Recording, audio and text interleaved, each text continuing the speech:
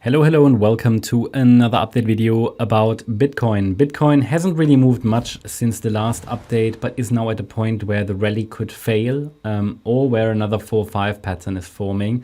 Basically at a key pivot point, we want to talk about that.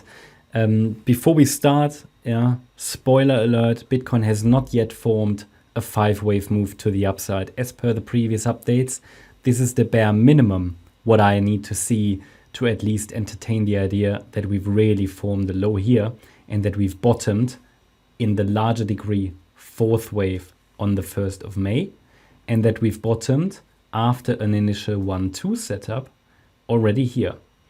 At the moment, the risk for one more low remains very high. Okay, why is that? That's because the rally from the 10th of May low, so the Friday low, has remained a 3-wave corrective rally. I mentioned throughout the weekend that the rally looks corrective, so it takes a 5-wave move, possibly as a diagonal, to confirm that we've, for the next, let's say, the next level of confirmation that we've bottomed. What we want to see is 5 up, 3 down. And that's also then, if we get 5 waves up, I can lift the support area. Essentially, that's all what these 5 waves are telling us. If I get 5 waves into one direction, I have clear parameters. That's really what it's about. If I want to trade, I need clear parameters. The same way that I had a 5-wave move here, this rally from the 1st of May low, I was able to give you clear parameters. Basically a zone where the price has a chance to reverse. A pivot zone, a pivotal area where the price has a chance to reverse. The price did that, but is it sustainable? That depends now on the bull's ability to form another 4-5 pattern to create 5 waves up. If these 5 waves form, that's not enough to confirm that we've bottomed, but it is the next step, and I can offer you the next support area, which might be in the 61K area or so. Yeah, but I can't do that yet because I don't have 5 waves. In turn, I don't have clear parameters. That keeps it highly risky at the moment. Short-term bearish count, let's talk about that first. Short-term bearish is, let me go to the 1-hour chart, is the count in which the 3rd wave topped here. I mean, that's the main thesis anyway, in March. And we have a WXY structure to the downside. The Y wave is an A, B, C. And if we talk about bearish count, the move down was a wave 1. We're now working on a wave 2 flat correction, and we could then get a 3rd wave down, 4-5. It is also possible, but that's just another variant of this wave count, to call the wave 1 down here, and then this is just a wave 2 as an ABC. Does it matter? No, it's the same outcome really, and even the downside targets don't really change greatly. And then if we then see a 3rd wave down, it would need to break below 58,360. That's the next level of confirmation for the white count, okay? To suggest that the 3rd is unfolding, then a 4-5. So that's the short-term bearish count.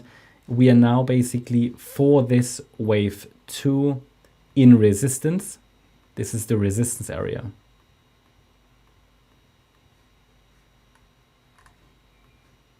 That's resistance for the white count, because I measure the distance of the wave 1 down, and this is the resistance area. From here we could move down in the 3rd wave. At the same time, it's possible that a 5-wave move to the upside is unfolding. But we only have 3. Okay, we only have 3, and even if those 5 waves form, it's only like the minimum requirement to say that we've bottomed, because the wave 2, depending on how I count it, this would be the C wave in the wave 2. But that's the short-term bearish count. That means to really, let's say, invalidate this one, I need a break above the 6th of May high at 65,550, and I need 5 waves up, 3 waves down. That's, but we don't even have 5 waves up. So there is at the moment nothing threatening to invalidate this count. In terms of the yellow count, which is the short-term bullish count, this is the count in which we already bottomed even in this count, one more low into the higher or upper support area is possible. Okay, but that would not be a disaster, because as long as we're holding 58,360, we can say that we've bottomed here. You know, this large correction that started in March could have bottomed here on the 1st of May. But we need to hold 58,360 for that. I'm very much, I'm highlighting the relevance of this level all the time. I hope that's clear, because it's really about this level. In the very short term, in this count, however, if 5 waves up form, then I can say, okay, possibly the wave 2 bottomed here. Okay, so, and then if we see 5 waves up, I can call that possibly the next wave 1, and I will add the next support level. At the moment, I can't change support, so the support area remains between 60,860 and 58,360. The support area hasn't changed at all. Yeah, so at the moment there is still a risk for downside from here, even in the yellow count and in the white count. So both in short-term bullish and short-term bearish counts, the risk of downside remains high. However, difference is that in the yellow count, the 58,360 level is holding. Okay, so that's the line in the sand. I can't promise it's going to hold, whatever. It depends on, does it hold? Then the yellow count has a chance.